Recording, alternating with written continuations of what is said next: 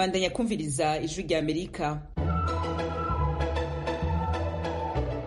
Maramutse nshuti bakunzi muzindukanye natwe mu biganiro vya kino gitondo biremeshejwe na Jewe Diane Ninahazwe. Ni ibiganiro biriko bica ku rubuga rwa internet ariko wezi 3 akaburungu radio yacu VOA@com, kuri FM zacu mu Rwanda 104 n'ibice bitatu na 88 n'ibice bitatu ya radio Inshuti ya Bose. Abari mu Burundi muriko mutwumva ku mirongo migufi ya shortwave. Ikaze mu biganiro vya kino gitondo. Mukanya turahera ku makuru agezweho mu karere k'ibiyaga bigari, hanyuma aheza kurikirwe n'ibiganiro ejo na dusangira ijambo.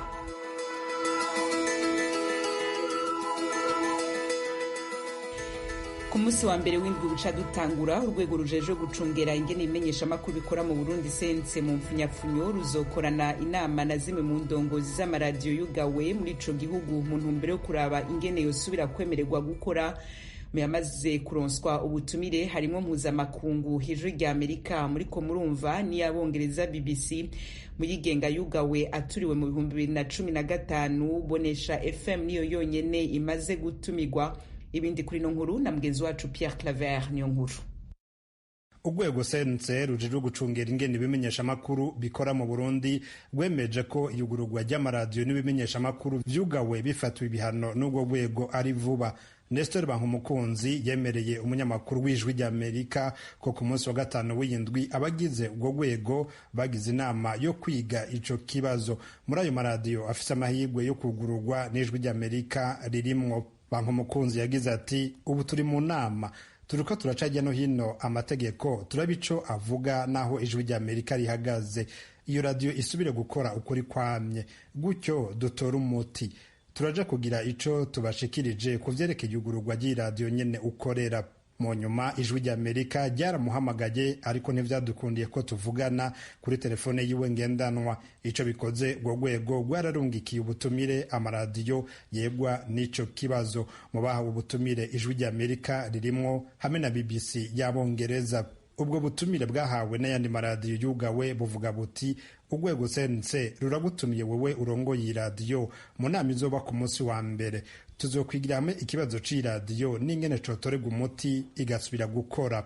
Twaramubajije ko amaradiyo nka RPA, Bonesha FM na Radio Television Renaissance zaturiwe mu mwaka w'2015 zirimwo. Bankumukunzi yanyishuye ati nakubwiye ko ari amaradiyo n'ibimenyesha makuru byafatiwe ibihano n'urwego sense gusa.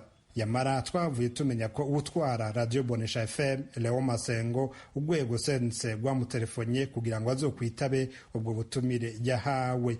Iyo radio yari yitwaye muri sentare ijejwe guca imanza z'akazi ku administrative kugira ngo yugururwe.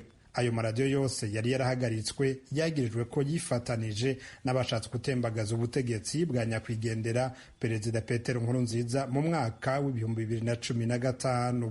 Urwego sense rwavuze ko rushaka gushira mu ngiro ivyo rwasabwe n'umukuru w'igihugu ku munsi wa kane. Perezida Evariste Ndayishimiye yari yatangaje ko yifuza kunga ubucuti bwiza n'amaradiyo, ibimenyesha makuru n'abamenyesha makuru. Ico ndababwiye coco ndabemereye nuko n'amatate twageze mu kahise duteza kurondera ingene atorerwa umuti. Hariho ibimenyesha makuru vyafatiwe ingingo, ndakubwire sense camuja hamwe mwicarane murabe ingene mubitorera umuti tubiheze twese tuje gukivi. Haja karakahise ahantu no kwicara twicanye, none vyo turiko turabica, none twiyice tugaye akahise kacu, ivyo twaradukora bibi, bafate ivyo binyamakuru vyicarane na senese bavuge bati twebwe ubu turafashe inzira yo guteza imbere igihugu twese turi kumwe nta ngorane, kuko natwe turemeza yuko ibimenyesha bakuru birafise ico bikora mu buzima bw'abenegihugu.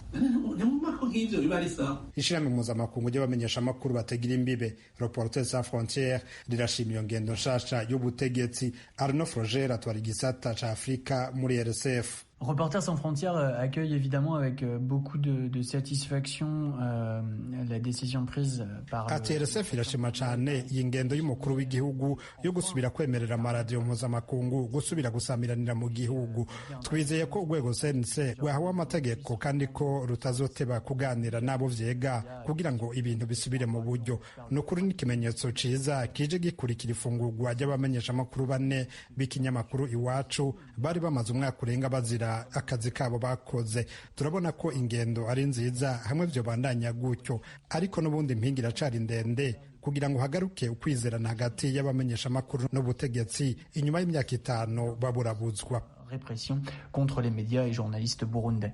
RSF risaba ko umukuru w'igihugu yotera iyindi ntambwe akemerera n'abamenyesha amakuru barenga 100 bahunze gutahuka. Un chantier prioritaire concernant la liberté de la presse au Burundi ati nimba hariho ikindi kintu cihutirwa co gukora kugira ubwigenge bwo kumenyesha amakuru busubire kunaguka mu Burundi no kugura nayo maradiyo yandi yaturiwe hamwe no guha akaryo keza abamenyesha amakuru barenga 100 bahunze. Ntivyumvikana ingene inyuma y'imyaka 5 abamenyesha amakuru nk'abo baguma bumva ko umutekano wabo udakingiwe kandi ko badashobora kuja gusubira kurangurira akazi kabo mu gihugu c'amavukiro.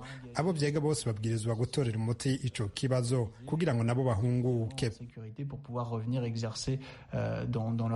Kuva mu mwaka w'ibihumbi 2015 Uburundi bwarasubiye inyuma mu bwigenge bwo kumenyesha amakuru. Icegeranyo ca Reporters sans frontières cerekana ko ico gihugu kiza kwisonga mu kubangamira ubwigenge bwo kurondera no kumenyesha amakuru mu karere ka Afrika y'ubuseruko. Kiri ku rutonde rw'160 mu bihugu 180 vyakozwe ko amatohoza.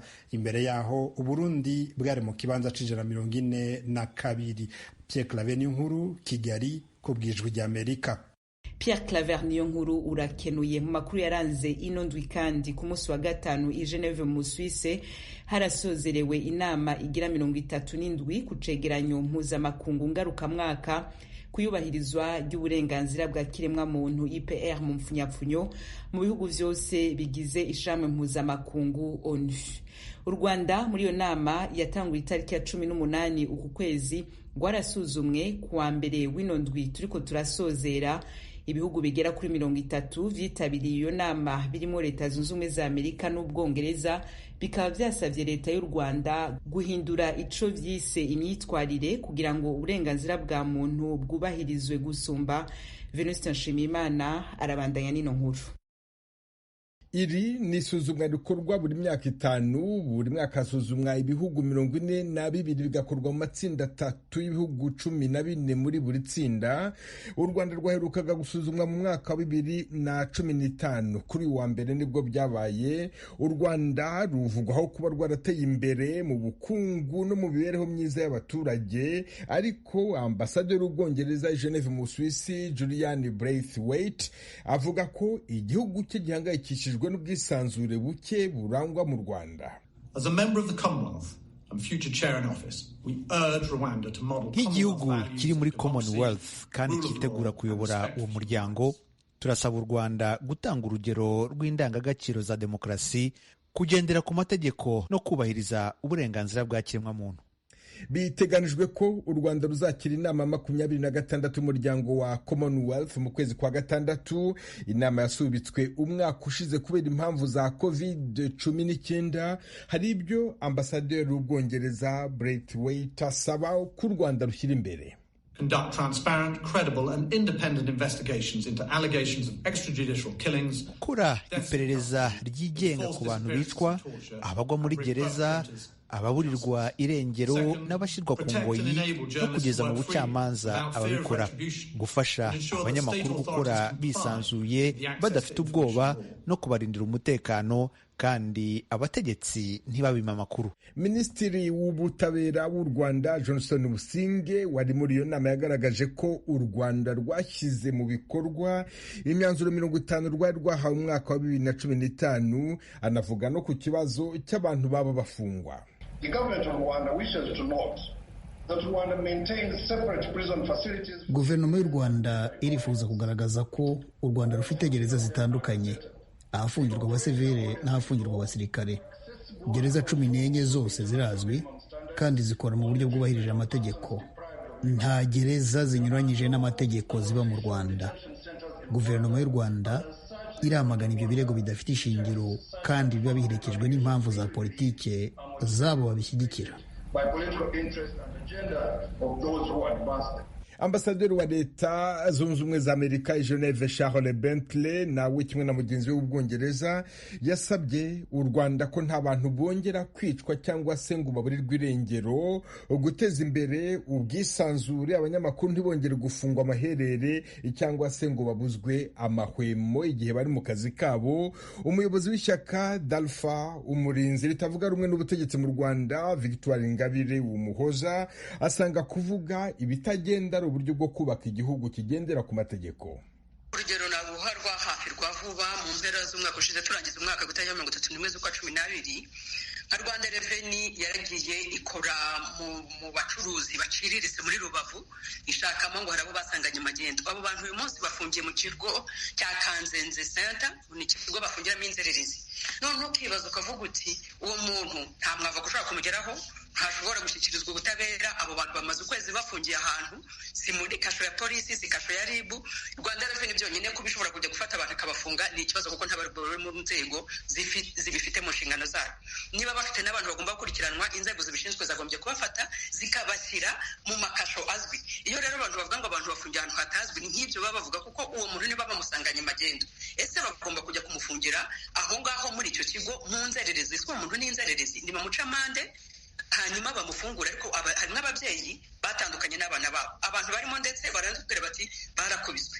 Nk'ibyo ngibyo iyo abantu babivuze tuba tugira ngo twubake igihugu kigendera ku mategeko.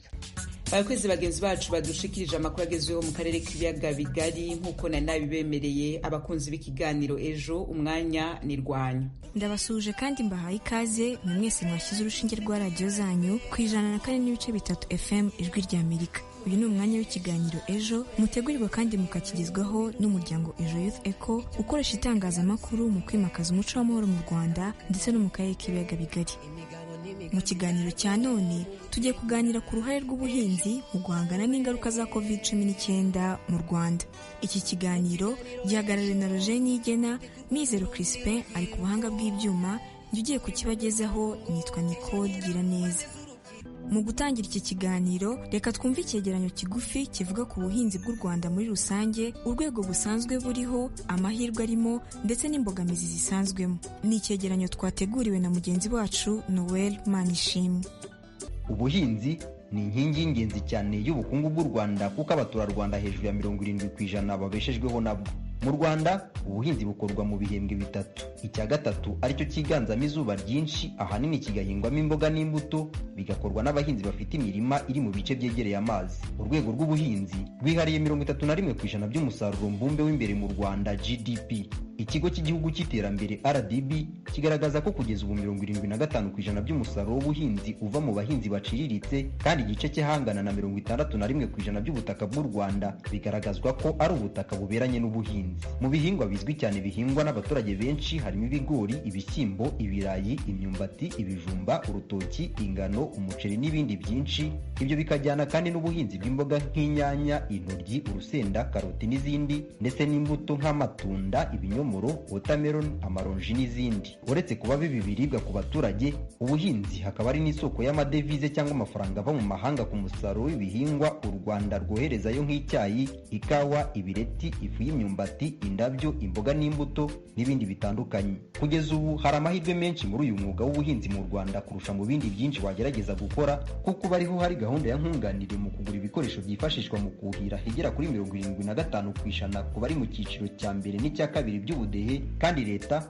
yashyize iyi gahunda mu korohereza abahinzi n'aborozi bose kubona imbuto z'indobanure n'ifumbire. Icyakora ubuhinzi bw'u Rwanda burimo ibibazo birimo ko ababukora umubare munini ari ababa bashaka ibibatunga gusa. Ishami ry'umuryango w'abibumbye ryita ku biribwa FAO rigaragaza ko ubuhinzi bwo mu Rwanda bufite ibibazo byinshi birimo kwangirizwa k'ubutaka n'isuri butembana, kandi aribwo bwakabaye bwera bitewe n'uko hafi 90% by'ubutaka bw'u Rwanda buri ahantu hahanamye. Indi mbogamizi ku buhinzi imbogamizi ni uko bamwe mu bafite ubumenyi n'ubushobozi mu by'ubuhinzi batabukora bakikorera ibindi. Hari icyuho mu kuhira imyaka kandi mu gihe haba ibibazo by'imihindagurikire y'ikirere nk'aho izuba riva rigateza amapfa cyangwa imvura nyinshi ikagwa ikangiza imyaka, ku buryo ikigega mpuzamahanga gishinzwe iterambere ry'ubuhinzi IFAD kigaragaza ko niba bidakemuwe imihindagurikire y'ikirere izatuma hasabwa ikiguzi cyabarirwa hagati ya miliyoni 50 na miliyoni 300 z'amadolari y'Amerika buri mwaka mu myaka 10 iri imbere zo guhangana gusa n'ibyo bibazo. Minisiteri y'Ubuhinzi n'Ubworozi mu Rwanda igaragaza ko hakozwe ubushakashatsi ku butaka bushobora kuhirwa mu Rwanda bagasanga ari hegitari zigera ku bihumbi 600, ariko ubutaka bwuhirwa mu mwaka wa 2019 bukaba bwari ku 10% gusa. Kuri ibi hakiyongeraho icyuho kigaragara mu kugira ubushobozi bwo gutunganya umusaruro w'ibikomoka ku buhinzi n'ubworozi n'ibiciro by'uwo musaruro bihindagurika cyane ku masoko.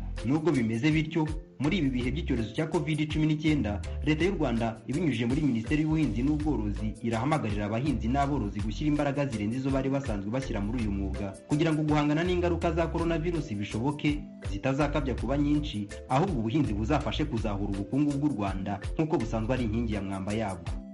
Nyuma yo kumva iki cyegeranyo, iki ni ikiganiro Ejo mutegurirwa kandi mukakigezwaho n'umuryango Ejo Youth Echo ukoresha itangazamakuru mu kwimakaza umuco w'amahoro mu Rwanda ndetse no mu karere k'ibiyaga bigari. Nawe uduteze amatwi wagira uruhare muri iki kiganiro utwohereza igitekerezo cyawe kuri 0728028232 cyangwa kuri 0787581411. Mushobora no gukoresha nimero kandi mukatwandikiraho ubutumwa bugufi kuri WhatsApp. Mwadusanga no ku mbuga nkoranyambaga zacu arizo Instagram, Facebook na Twitter mwandika Ejo Youth Echo mu ijambo rimwe. Reka noneho dukomereze ku butumwa mumaze kutugezaho muri iki kiganiro.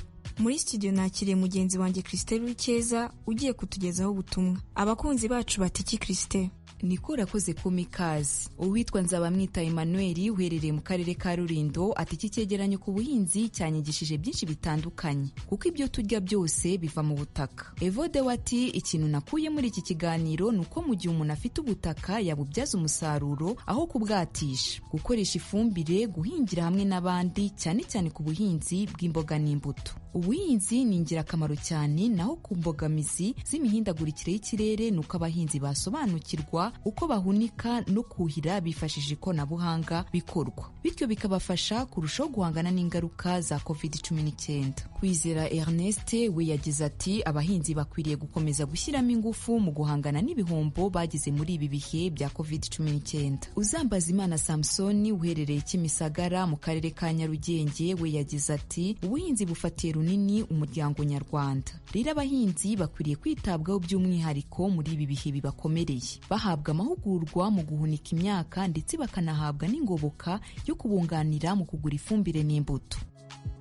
Reka noneho dukomereza iki kiganiro mu karere ka Gicumbi aho abahinzi bo muri aka karere bavuga ko umwaduko wa COVID-19 watumye bafata ingamba nshya mu buhinzi. Ese ni izihe ngamba bafashe? Ni kuri mikoro ya Honore Ishimwe.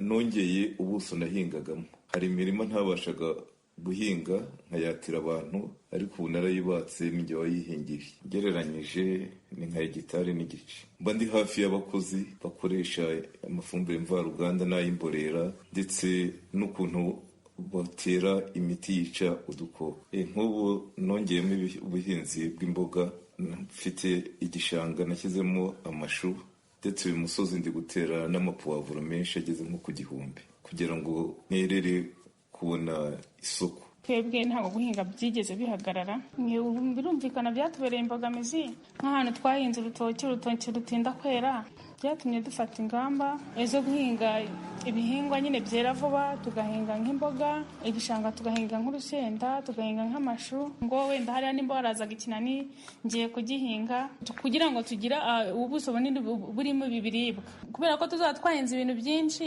nk'ibyo dutwara ku masoko bizaba byinshi tubona inyungu nyinshi. Ubusanzwe duhinga nka hegitari 3.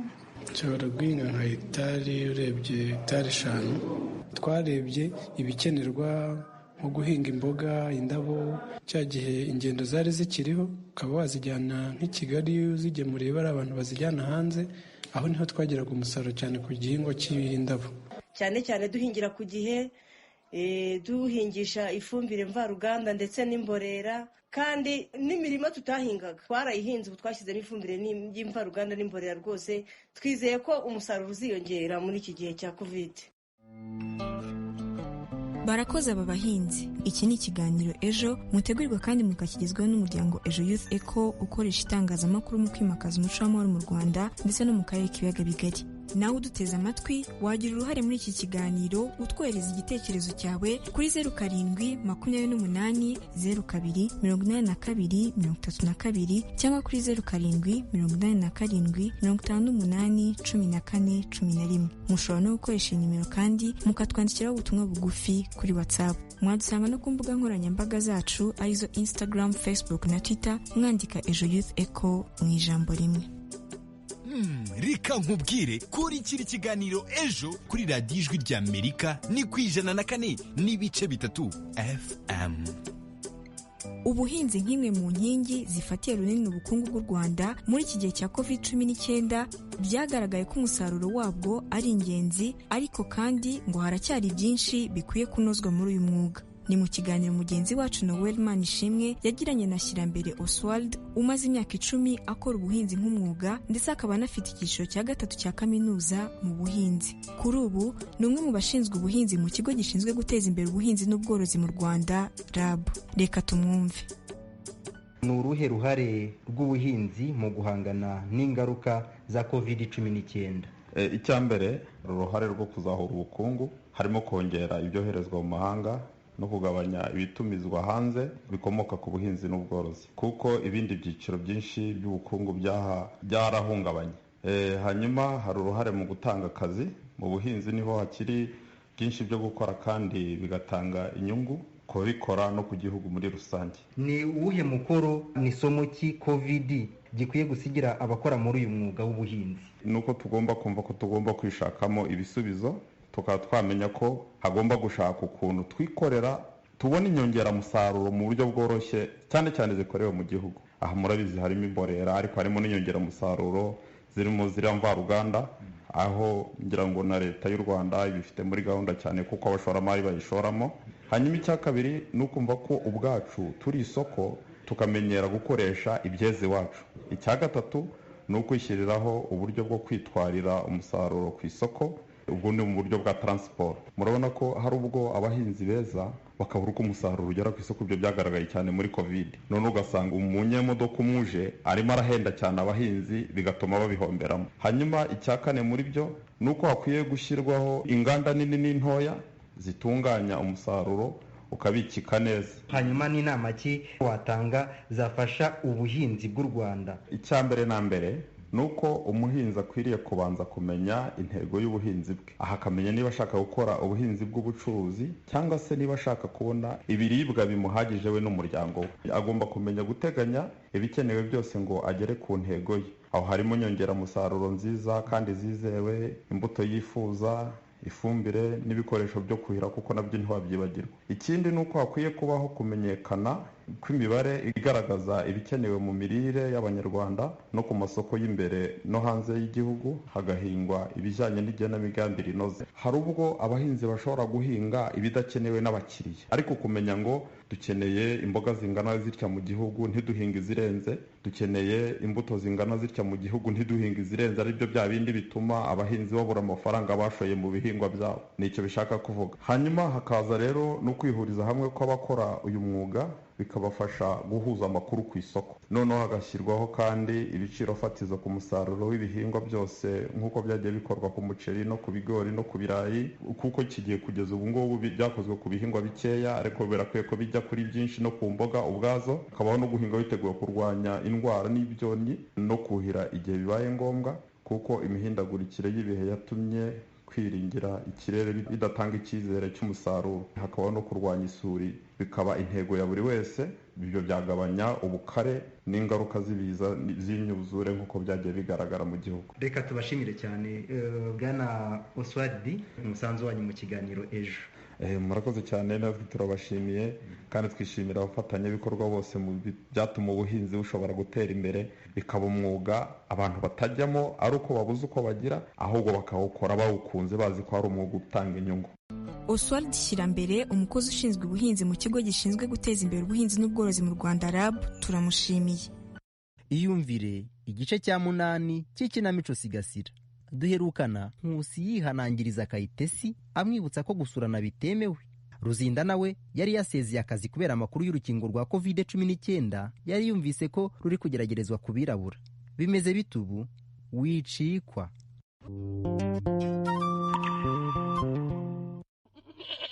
Ariko ratize ihene zimaze gushisha. Kayite, nzanira icyo gifuka kirimo ibishishwa by'ibitoki nongere nzihe. Mbabara w'intumagiza meto. Mva mbese. Mama nta kikunagire. Sibiki iruhande rwaho ari kwanika imyumbati. Uzi kwigira inkurabusa gusa. Gusoroma imboga munsi y'urugo ntubishaka. Gutumwa nabyo ntubishaka. Ariko nigira inkurabusa ni mama. Mva mbese. Sinagusabye itike yo kwigira mu mujyi gushaka akazu kayinyuma. Ubuse n'ibyombo nabyutse noza murabipinze. Ukagira ngo sisi ni imwe twaraye turiye. Yegora. Iyo si ni imwe se nyine sije wayogeje. Mama rwose. Wamfashe nk'umuntu utagira icyo amaze muri uru rugo urakabya pe. Koko se urashaka akazi ngo usabire akazi muri koperative Kayite? Hakora iki ariko? Yabanje akiga. Wafashe umwanya akiga neza muri bihe bya corona haratandukaniye ni wari kuba yicaye mu ishuri. Yose. Ese ubundi meto. Ndakumva. Si wowe wirirwa utubwira ko ingendo zitari ngombwa zikurura corona? Ndabona wahembutse Ruzinda. Njewe se. Nishaka nyota mwishe. Mama. Shaka nyota rwose. Mama. Karame. Waretse ibiryo byanjye nkabijyana mu cyumba ngasangira na Madudu. Genda. Hanyuma se Ruzinda. Uzi ko tubari dufunze ubu inzoga wazikuye. Ugira ngo utwo tubari ntitwimukiye mu ngo. Ye? Hari abagabo bankorera umunsi mukuru wo kunsezera. Koko si wasezeye akazi nk'uko wakabivuze? Nkumvaga nivugira rero. Ngiye kujya nywa agacupa nisanzuye. Ni nayo yayo nari naraharenganiye ngo ahahaha ngo ndanga gutwara nanyoye. Yego. Byibura ntuzasubira muri za nshoreke zawe. Nuko rero nawe uranyendereza. Kandi mbabajwe nuko urugo rwacu ruzasubira inyuma. Ruzubira inyuma ze ntufite inka, ntufite imirima, ibyo bizagutunga.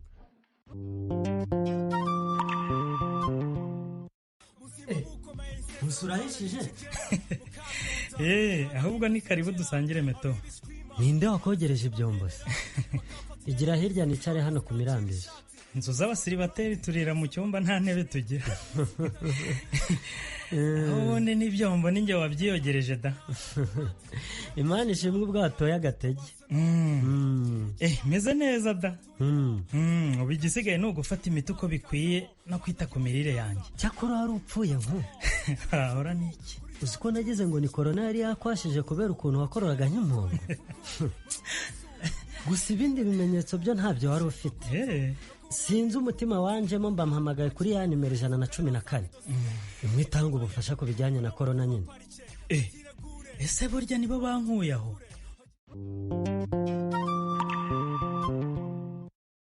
Ngaho kugeza ubu Nkusi ntiyarazi ko bahamagaye 114 kugira ngo bamujyane kwa muganga ubwo yari arembye. Ruzinda nawe yamaze gusezera akazi nkuko yakabivuze. Ese bizamugwa amahorora naho ubutaha. Reka twese hamwe dusigasira amagara yacu, ntaba ari nge cyangwa wowe ukwirakwiza COVID-19.